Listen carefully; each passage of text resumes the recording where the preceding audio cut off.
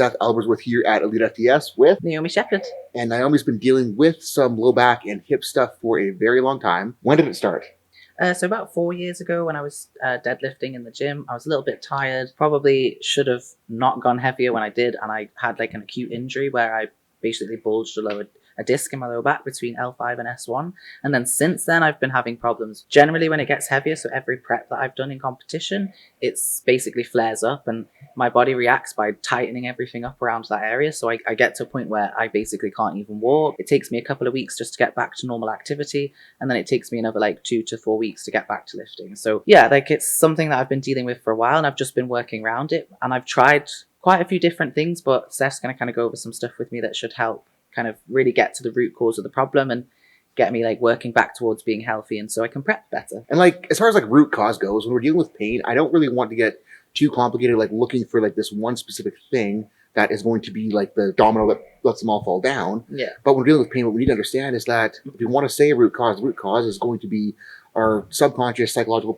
like perception of what our body is doing. If we perceive threat in the body, that will make us more likely to experience that threat as pain. Because pain isn't just damage, pain isn't just structure, pain is our perception of that damage and perception of structure that will then be a mechanism that our body is trying to protect us with. Yeah. So like with her history of a previous disc injury, yeah, I'm not super worried about the bulge itself. Yeah. I'm more worried about her perception of the bulge. If we look at research that is done on MRIs of asymptomatic patients on their low back, we begin to realize that like young, healthy people with zero symptoms, there are a lot of us walking around with bulges, with herniations, with degeneration in the low back. So it's like, is the bulge the problem or is it the perception surrounding the bulge? And especially with her, with a previous acute injury where things did get really jacked up, she's going to be primed to be sensitive in that area. She's going to be primed to try to protect herself. So a lot of what we're going to be doing is just going through positions that she isn't good at and trying to make her feel safer there, trying to make her feel stronger there, and we can build them up to get her back to squatting and deadlifting. What sucks right now the most? So at the moment, I've actually just been benching for like last month. I've been doing some squats and deadlifts, but I've had to really bring the weight back down because I've been having a lot of problems, especially my left hip, and then that leads to lower back pain.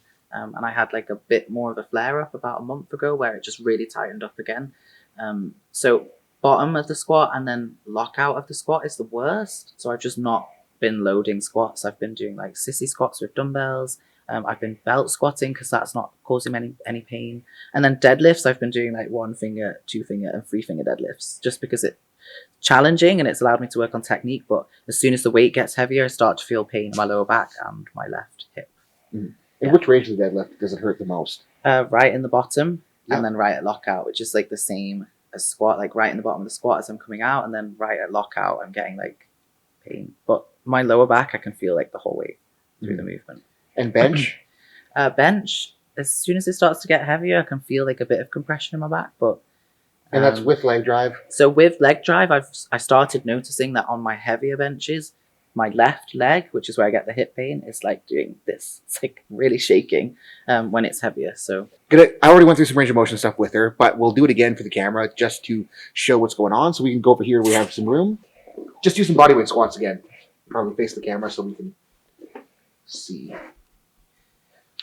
And we're not like looking at the squat to say that like this pattern is what's wrong. We're looking at the squat to see where she is going, where she isn't going, where she sucks at going, so then we can kind of build off of that and work on it. So we can see that she's kind of shifting away from the right, shifting towards that left right now.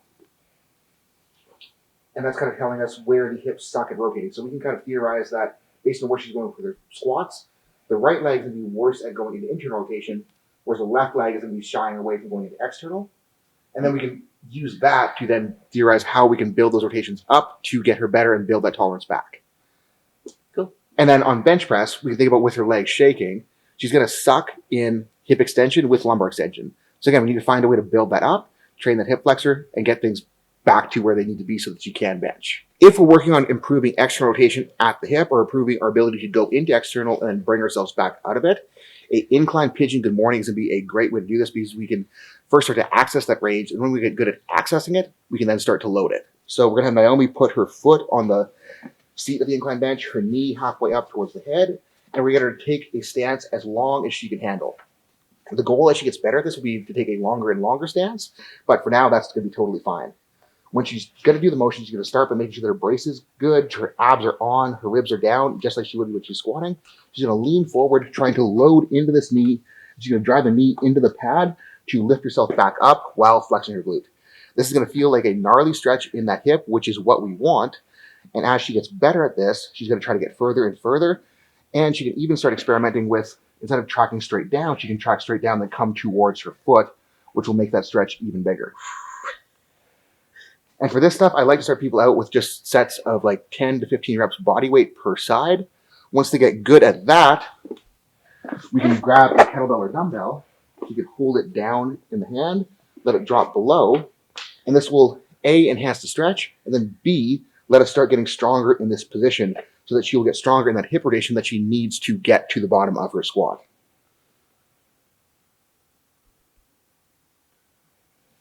Sweet. Let's do the other side while we're here. How'd that feel compared to yesterday? Really tight. Well, it should be. Yeah. I felt like I was maybe getting a little bit further than yesterday. Yep. Longer stance will kind of like put the hips lower. Yeah. And it'll kind of stretch the hip flexor on the other side more as well. Yeah, definitely started out like further on the other leg, but yep, it was like a bit too much, so just bring it back in a little.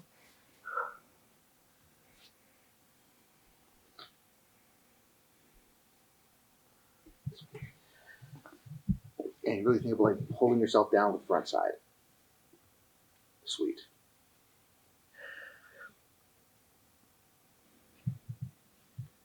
And then knee into the bench. Not that. Wait. And Tom, like once she gets like better and better at this, like she should be able to get to the point where like a 60, 70, 80 pound dumbbell isn't not doable. Okay. And like obviously this isn't like the goal to be like the best pigeon good morninger, but the goal is to get stronger. And it's like there will be a point of diminishing returns, obviously, where we don't need to get super strong, but like until squats and deadlifts are back, just keep trying to get stronger and stronger and stronger, and that will help get you there. Yeah. Cool. So as far as the other side of hip rotation, we're going to be looking at internal rotation. And one of the easiest ways to begin to load into that is with single leg hinge variation. So I like to start people out with a kickstand deadlift, just because we don't need to worry too much about balance. So we're going to go one foot in front of the other. We're going to have the other foot back. It's the front leg we're going to be loading into, and we're going to try to hinge into this front hip, pushing the front hip to the side and almost rotating around the hip to get into internal rotation. We're going to feel a big stretch on the outside of the hip as well. We're going to use that stretch to squeeze ourselves back up to the top. And you'll notice that when she's doing this, her brace is on. She's trying to keep her shoulders and hips square. She's not rotating through the torso and is coming directly from the hip.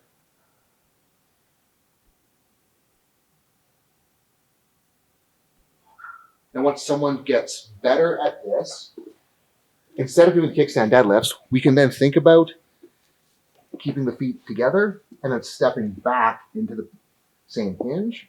Once they get good at doing the step back, we can then keep this leg up, keep the back glute flexed, and do a straight up single leg RDL. You'll notice too that when she's doing these, she's loading the hand opposite of the front foot. And the reason we're loading the hand opposite of the front foot is that will help us facilitate the internal rotation that we're looking for at the hip. To get her better at accessing hip extension with lumbar extension, which is going to help carry over to the position she used to be to get leg drive on a bench, we're going to start with a front foot elevated split squat, focusing on the back leg. The reason we're going with front foot elevation is the front foot elevation will make it easier to load into the back leg and easier to get what we need to get out of them. So when we're doing the split squat, we are going to be bending the front knee. We're going to try to get as much forward knee travel as possible. The reason we're going for forward knee travel is so we can get more extension on the back leg. We're going to be trying to load into a hip flexor stretch. Then we're going to be trying to use the hip flexor to pull our foot almost forward to lift us up. So we're not using the front leg to push us back. We're using the back leg to drive forward. So when we're doing the split squat, it almost becomes like we're doing our leg drive in a bench to stand back up from the top. So we get Naomi to run this. Focus points for her, again, will be making sure her brace is on, making sure her legs are stacked. We're trying to keep the back glute squeezed. And then we're going to try to drive that foot forward to pull ourselves back up to the top. Ooh. They're hard, eh? Yeah.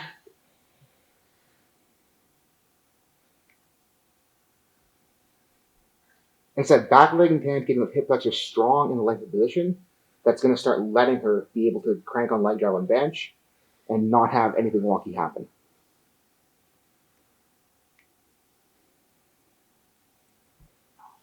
do some on the other side. And if someone's at a point where they can't do this super well, we can either think about holding onto something for balance or support, or we can elevate the front foot even higher, which should let them have an easier time getting there. Okay. They're harder than they look. Oh, they're terrible. It's like, I'm sure if we went front leg focus, you could just crank out reps all day. Yeah. But loading into the back leg, especially because it's a position that people do not use often, Yeah. it is going to be so friggin' hard. They're like birds after 2 reps. Just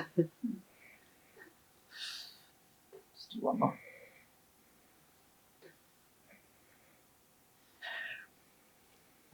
Sweet. Awesome.